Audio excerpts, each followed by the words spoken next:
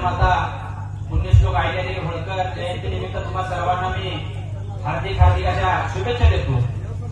खरं तर आज आपल्या अहिल्यादेवी होळकरांची 301वी जयंती आहे। महादेवांना खरं तर आपण सर्वजणच या ठिकाणी अशा ठिकाणी आम्ही आहोत की आज या ठिकाणी पुरसटलेले विचार संपलेले नाही। जे काही जुने अंधश्रद्धा आहे, जे काही जुनी जे विचारसरणी आहे ते अजूनही या ठिकाणी जोपासली जाते। खऱ्या अर्थानं आमचे जे काही तरुण बांधव आहेत, सगळे भाव आहेत माझे, नवीन आता तयार झालेले आहेत, नवीन तालमी द्यायला लागलेले, या सर्वांना एक पार्श्वभूमी आहे। आम्हाला इतिहास आहे, आमच्या आज्या पंजापासून वडिलांच्या पासून चुलत्या मालत्यांच्या पासून समाजसेवा ही रक्तात नसानसात आहे। ती काय वेगळे नवीन शिकून यायची काही आवश्यकता नाही। खऱ्या अर्थानं या ज्या पोरांनी जी काही हा उपक्रम राबवला, कारण आतापर्यंत ज्या जयंती आहे की माझ्या प्रत्येक व्याख्यानामध्ये प्रत्येक भाषणामध्ये सांगत असतो की महामानव डोसक्यावरती घेऊ नका, डोसक्यामध्ये घ्या। बरेच वेळा मी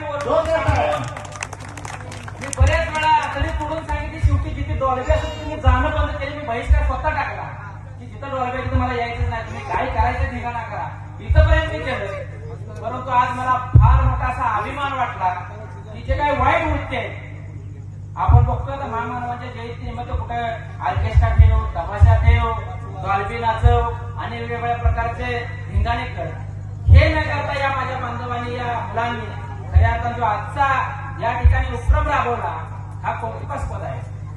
कारण या आमच्या भागामध्ये असे उपक्रम फार कमी राबवले जातात। या निमित्तानं मला एवढं सांगायचं आहे, जे आमच्या या ठिकाणी उमरेच्या ज्या महिला होत्या, ज्या महिलांना 300 वर्षापूर्वी, पावणे 300 वर्षापूर्वी हे सगळे जे समाजातले जे चुकीचे ऋणानुबंध तोडून टाकले, चुकीची जी काही बंधनं ते तोडून टाकली, ज्या काळामध्ये सती जाण्याची प्रथा होती त्या काळामध्ये तिनं सती न जाता एक विधवा असलेली महिला तिनं इतकं चांगलं राज्य केलं की आता तिचा आदर्श सगळ्या भारतातच नव्हे तर भारताच्या बाहेर सुद्धा घेतला जातो।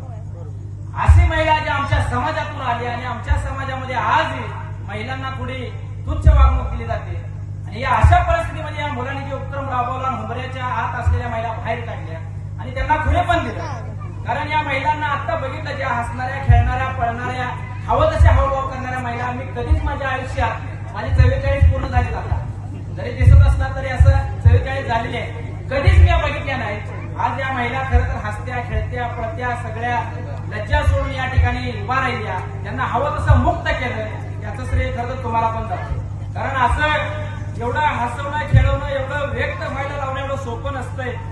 या निमित्तानं जास्त न बोलता मला बोलण्याची संधी दिली त्याबद्दल मी तुमचं सर्वांचं आभार नाही मानणार, कारण तुम्ही माझे सगळे भाव आहे, त्यामुळे अभिनंदन करेन। आणि महिलांना सगळ्या फक्त एकच जाता मी या निमित्ताने विनंती करेन, आज आपण बाहेर आलात, अतिशय चांगल्या पद्धतीने खेळलात, अतिशय चांगल्या पद्धतीने या ठिकाणी मन मोकळं केलं, असं म्हटलं तर काही वावगं ठरणार नाही। जी आतली खदखद होती, जी कसंही म्हणजे मोकळं होऊ, त्यास तुम्ही मोकळं झाला। फक्त एकच विनंती या निमित्तानं माझ्या माय माऊल्या असतील, आया बहिणी असतील, सगळ्यांना एक विनंती महत्वाची करेन, चरित्र सांभाळून तुम्हाला जे काही करायचं ते करा।